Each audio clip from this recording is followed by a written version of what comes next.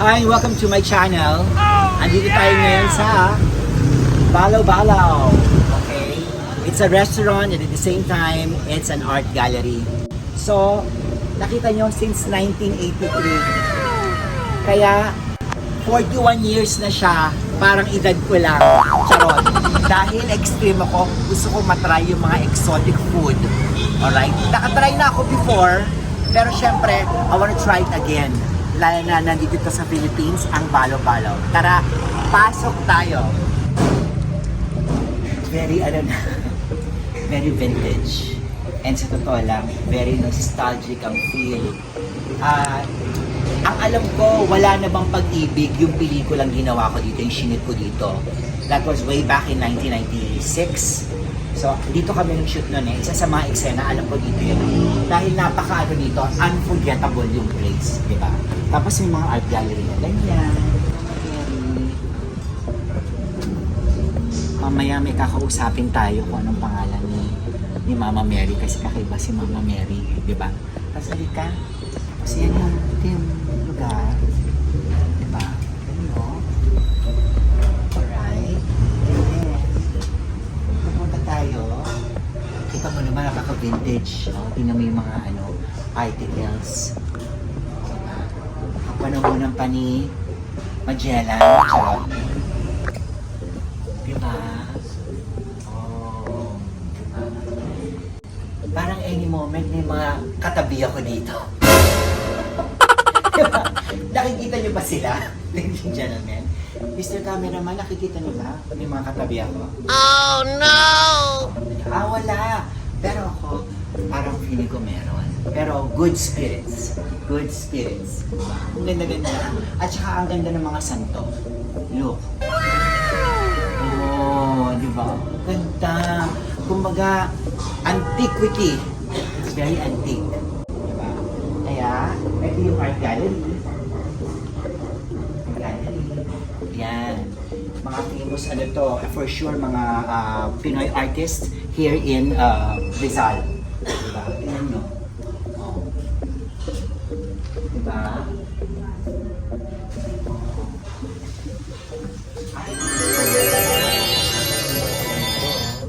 Sarap mag-picture, diba? At sa totoo lang, itong Balaw-Balaw, this place is very, very Instagrammable. Tsaka ang sarap gumawa ng content nito. Kaya, I chose to vlog this one. Kasi, beautiful place. Look! Ang ganda! Oh.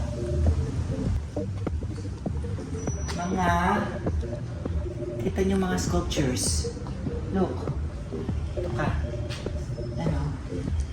Yan. Oh. Diba? Oh. Look, punta pa tayo dito. Ang ganda ng Last Supper. Ang ganda ng Last Supper. Ang ganda ng Last Supper. Look. Wow! Ang ganda, parang very, kumaga parang para kang nasa Roma. Diba? The Last Supper. Oh, ito. Siyempre, the famous, ang mother and child, di ba? This is so beautiful. Ganda ng mukha ni Mama Mary, di ba? Ganda ni Papa Jesus, di ba? Ganda.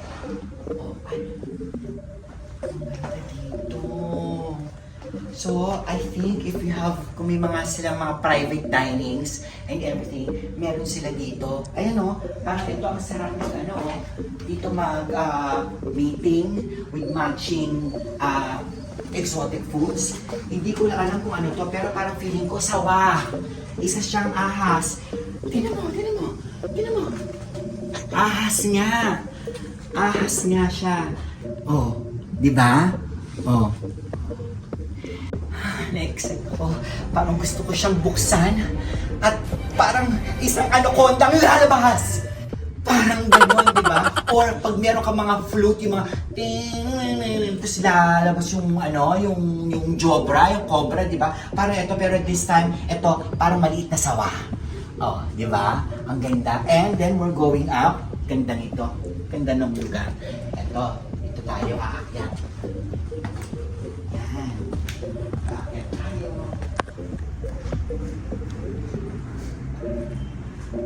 Ay. Meron pa ditong room. Oh my God. Napaka-ano nung lugar. Shucks. Napaka-antique. Napakaganda. Oh. Diba? Nazareno. Nazareno. Ganda ng Mama Mary. Diba? Kumbaga, mga santo, mga sculptures, mga paintings. Look. Diba? At kapanahunan, mga Kastila pa. Oh, diba? Oh. Wala kayo sa bahay ng lolo ko. Handito lang yan. Sa balaw-balaw. Yan, pababa. Medyo nakakatakot. Kaya, hindi muna natin. Baka mamaya, si Lolo magpakita. So, didiretso muna tayo. Patalas. Yung Christmas tree is made out of mga magazine. Okay? Na finold mong parang trumpet. Pero yung magazine, mga super lumang magazine. So very siya, very creative. Diba? Tapos eto, papalabas. Nakikita niyo ba yung liwanag? Sundo nyo yan. Charot. Hindi, parang meron silang pang-mini garden. Garden. O, diba? May mga aloe vera, at kung ano-ano mga basil. At meron pa sila dito. Oh. Ay, ang ganda. Alam mo kasi dati yung nag-shooting ako dito, hindi ko masyado to na-explore. Pero ito, ngayon yung na-explore ko na siya, ang dami-daming pwedeng gawin dito. Hindi na siya, pwede ka dito magpa-private function, pwede ka dito magpa-event, pwede ka ditong reception. So ngayon, titikman natin yung mga exotic foods. Diba? Ayan. Excited ako tikman kung ano yung mga exotic foods na ihahain sa akin dito sa Balaw. So, kinakain ko muna ngayon ay pakbet at saka hito. Super sarap at super authentic as in. Ito na, kakainin ko na yung mga exotic foods here sa Balaw. At kasama natin ngayon ang manager na si Kuya Romel. Kuya Romel, please say hi sa ating mga Meltecs. Hi mga kababayan, magandang araw sa inyo. Ini-invite ko kayo dito sa Balaw Restaurant dito sa Rizal area, sa aming lugar at mag-enjoy kayo sa mga pagkain at mga tanawin dito. Yun na nga, Kuya Romel. Mel din bang tawag sa'yo minsan? Tukayo. Okay? Kaya naman pala, ang gwapo ni Kuya Romel. Kasi alam mo naman kaming mga Mel, di ba? Melong sinasabi. Diba? Kuya Romel, 41 years ang Balaw. Opo. Tama? Opo. Uli ko, ilang taong ka na dito? Since 1995. Oh my God! Ang alam ko nung 1996 o 1997, dito ako nag-shoot nung wala namang pag-ibig.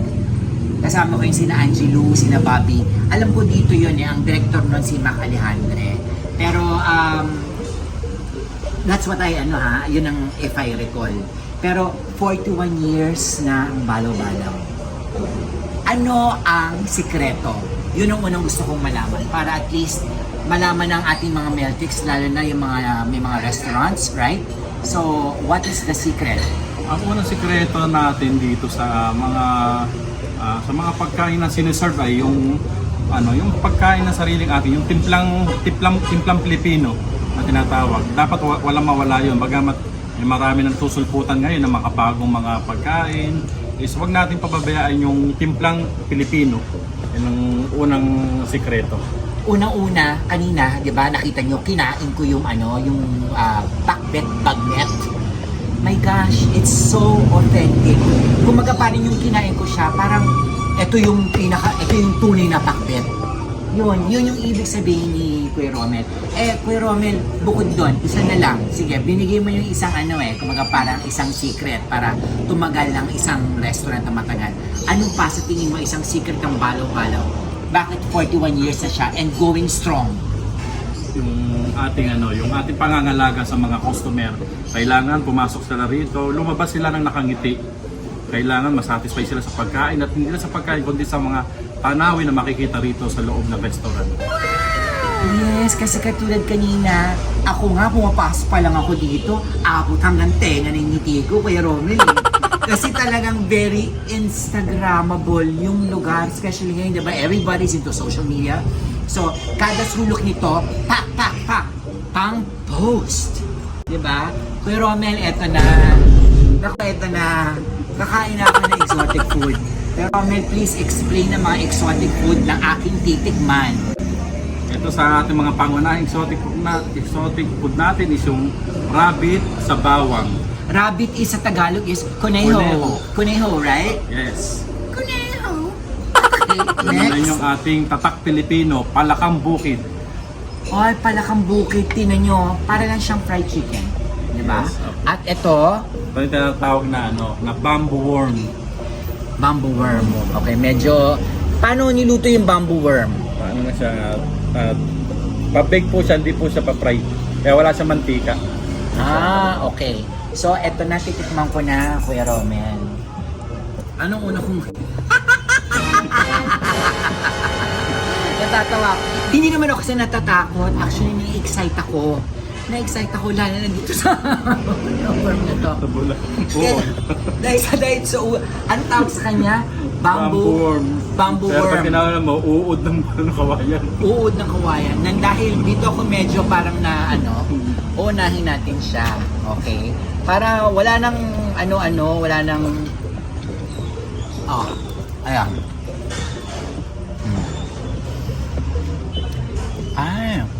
Parang saglit chips. Para siyang chicharap. Chicharap. Para siyang chicharap. Para siyang pinaghalong ang tawag dito. May pagka... Chicharon siya. Oo. Kasi pag chicharon, lasang-lasang mo yung baboy Di ba? Ito hindi Parang may pagka vegetarian chicharon. Yes. That's what I call it. Kasi nagluluto din ako So parang ganon. So kung nanonood ka ng telebisyon, ayan sarap. Ngayon, ang next, mabenta to, Mabenta po yan. Kasi pwede pang appetizer din Di ba? Ang sarap. Next, itong fried palaka. Palakang bukid. Yes, palakang bukid. Umuubos ng mga lamok sa bukid. Ay, okay. So, tingnan natin. Ayan siya, ladies and gentlemen.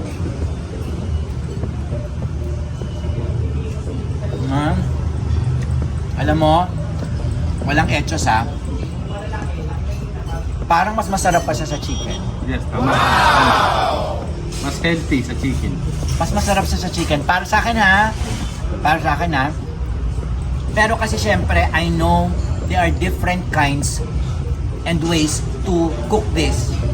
Anong pinakamabenta dito bukod sa at yung pagkaluto nung palaka? Adobong palaka saka palaka sa sotanghon. Ay, okay, adobong palaka at palaka sa tahon. Pero syempre ako, na mahilig ako sa fried. Pinagawa ko siyang fried, di ba? Pero as fried siya, very, very delicious. Ang sarap, Kuya Romel. Kuya Romel, ano yung next? Ang ating susunod ay yung kuneho. Yung kuneho. Paano siya niluto? Tapa sa bawang. Sa maraming bawang. Tapa? Tapa, kaya sa maraming bawang. Okay. Yeah. Pag yung mga customer namin yung mga bata, sasabi si Bugs Bunny, nagpipilian sila. Oh no! Natatakot sila. Pag alam nila si Bugs Bunny, si Bugs Bunny, naging tapa. Diba? But anyway, Ito na, titikman ko na itong Bugs Bunny Tapa. Bugs Bunny Tapa. Natutuwa kay Kuya Romel kasi si Kuya Romel very parang ewan ko, parang ko na kagad siyang kapatid. Parang ko na siyang kagad kuya. Napakagaan ng loob ko sa kanya. Diba? At saka, dahil sa mga anting-anting ni kuya. Parang nabibigyan ako ng magandang energy. Parang ganon. Kasi may ganun bang factor dito sa Binangonan? Meron po. Meron. Oh, okay. Kaya pala, good spirits yung vibe eh. Kasi ako kahit pa paano may yung meron ako nararamdaman. Pero here in Balgala, Balo-Balo, good spirits. Good vibes. Good vibes, good vibes. At saka tanggal ang mga negativities mo pag pumunta ka dito sa Balo-Balo. Eto na, naku, ang dami ko sinasabi. Medyo na lang ako dito kay Bugs Bunny. Eto na, tikman na natin si Bugs Bunny. Wow! Ang ang rich. Kumbaga, sa chicken breast, diba? Chicken. Parang chicken breast, pero this is much flavorful. Of course, syempre, iba yung timpla. Pero, ang ka-level niya is parang chicken breast. Pero according to sa mga doktor is mas healthy siya sa chicken. Dahil wala siyang cholesterol na kagaya dun sa manok na mga baratang manok. Oo, di ba? At ang sarap. Ang sarap din ito maging stew and everything, di ba? Kuya Romel, thank you. Tignan mo, hindi ako takot. Di ba? Hindi ako takot. If I were you, kung kayo ay extreme at gusto nyong matikman yung mga iba-ibang klaseng mga exotic food, di ba? Pumunta kayo dito sa Balo-Balaw. Pero Mel, please invite our Meltics na pumunta dito. Ini-invite ko kayo sa bumisita rito sa Balo-Balo Art Gallery Restaurant dito sa Rizal area at mag-enjoy sa mga pagkain na tanawin at mga painting na inyo makikita rito sa Balo-Balo Restaurant. God bless. Okay, and at the same time, madagdag ko din, bukod sa art gallery siya, dito pwede kayong magkaroon ng mga special occasions. Yes, pwede. Binyag, birthday, kasalan. Yun nga, yung kanina sinabi ko, magpicturean ng prenup kung ikakasal ka. Kasi Pwede. syempre kada kanto dito, very Instagrammable eh, di ba? So yun. So guys, thank you so much for watching today's video. If you like this, please do share. Alright? Tapos follow me on my social media platforms. Ito nakikita ninyo. Tapos, eto, ginagawa ko, naglalakbay na naman ako, 'di ba? Sinabi ko nga, 'di ba? Life is a journey. 'Di ba? Kaya kung may time ka at gusto mo ma-experience, kung ano yung mga gusto mo ma-experience, go for it. 'Di ba? Kasi at the end of the day, it's what we call treasured moments. Katulad nito, isa tong treasured moment sa akin kasi sabihin ko pa tong mga exotic foods na to from Balo-Balo. Kuya Romel, maraming salamat. Salamat din po. God bless you mga Meltecs. Napaka-swerte natin kasi may nakita ko mga ibang mga vloggers. Ito sila. Hi guys! Hello! Welcome to my channel. So nakikita ko mga vloggers din kayo? Yes po. Vloggers. Okay, please everybody introduce yourself one by one. Hi, I'm Sheskapid. Anong natin? Vlog? Sheskapid. Sheskapid, yes. Okay, next. I'm Dustin Adventures. Dustin Adventure. Okay. Kuya Chang, Modern Food and Travel. Alright, Kuya Chang, Food and Travel. Karen Winkle, food and travel din. Okay. Hi, I'm Kat Lugo for the information of Angono as a tour guide. Hi, Miss Lady, ang lakwatsera ng Angono. Ay! Oh! Putol nyo, Ed King, Food and Travel. Yes! Hi, I'm AM Apple, lifestyle and travel. Okay, so lahat kami nagkasama-sama ngayon dito sa Balo-Balaw. So, ano ang siguro si tourism ang makakapag-experience. Tourism, diba? Oo, dahil lakwatsera ka, ano nga abangan dito sa Rizal?